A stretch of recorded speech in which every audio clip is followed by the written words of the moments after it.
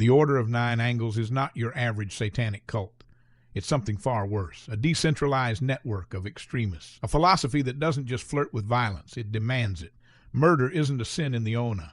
It's a ritual, a necessary step in the path to true power.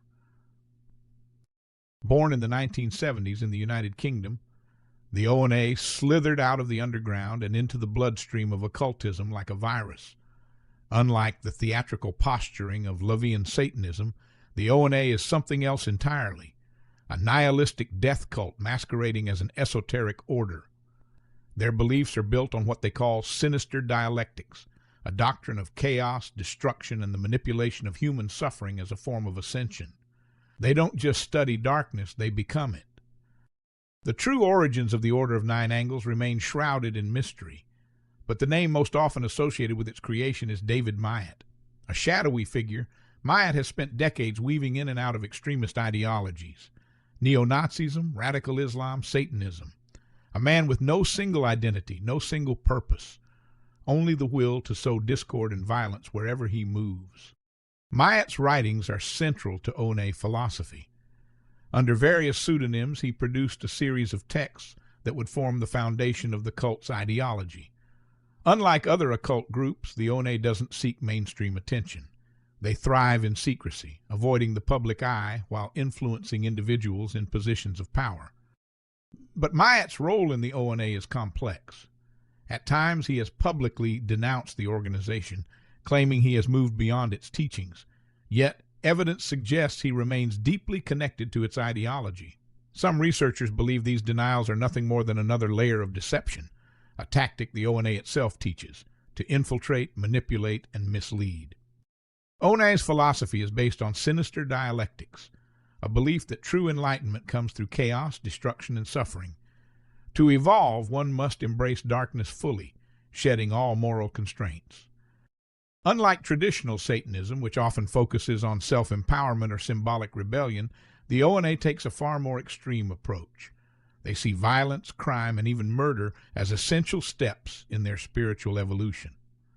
Their texts suggest that those who lack the will to kill are weak, unworthy of ascending to higher levels of power. One of the most disturbing aspects of the ONA's doctrine is culling.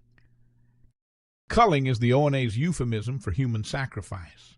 Unlike traditional religious offerings, which might involve symbolic gestures or rituals, the ONA takes this literally. They believe that removing the weak from society is a necessary act, whether as an offering to dark forces or as a way to sharpen their own souls through bloodshed. And they don't just write about it, they act on it. One of the earliest known cases linked to ONA teachings is that of Rohan Crawley, a British teenager who in 1997 brutally murdered an innocent man in a frenzied knife attack. Crawley was obsessed with ONA literature, particularly their encouragement of human sacrifice. He believed he was fulfilling a higher purpose, that the act of taking a life would elevate him beyond human limitations. When arrested, Crawley showed no remorse, no guilt, only the cold, hollow gaze of someone who had willingly surrendered to darkness. But Crawley wasn't alone. In 2014, an American soldier named Ethan Melzer was caught plotting a mass casualty attack on his own unit. His inspiration, the Order of Nine Angles. Melzer had been radicalized by ONA texts, convinced that true power came from betrayal, chaos, and death. His plan was intercepted before it could be carried out, but it raised a terrifying question. How many others are out there? How many have already carried out their own quiet acts of culling? In 2020, Canadian authorities uncovered an ONA-linked soldier involved in a white supremacist network within the military. Investigators found he had been spreading ONA propaganda, advocating for violence and systemic infiltration. Unlike traditional cults, the ONA does not have a central headquarters or a clear hierarchy. They operate in cells, small, secretive groups that function independently. This structure makes them incredibly difficult to track and dismantle. One of their most insidious tactics is insight roles. This practice involves infiltrating powerful institutions, the military, police, political groups, and even religious organizations. The goal? To manipulate and gradually corrupt those institutions from within.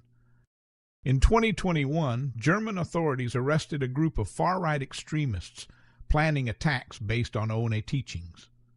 Their leader had been active in online ONA forums, sharing material that encouraged using violence to reshape the world order. ONA literature is filled with cryptic rituals and chilling instructions.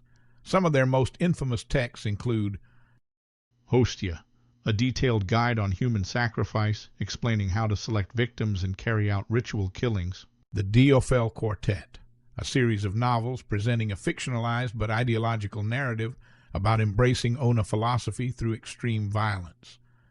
As of 2024, governments and intelligence agencies are still struggling to track the ONA's activities. Many members communicate through encrypted messaging apps, dark web forums, and private networks.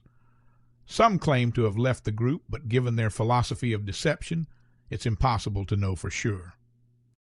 The internet has made ONA ideology more accessible than ever before. Young, disillusioned individuals looking for a sense of power or purpose can easily stumble upon their texts, getting pulled into a world of darkness and violence. Perhaps the most disturbing element of the ONA is that they don't seek attention. They don't want to be in the news. They thrive in silence, in secrecy, in the unseen hands pulling the strings of violence. The ONA's reach extends far beyond isolated crimes. They have wormed their way into extremist movements, military forces, even law enforcement agencies. They plant seeds of chaos where no one expects it. They are not a cult in the traditional sense. They are a framework for destruction, a blueprint for something far more insidious.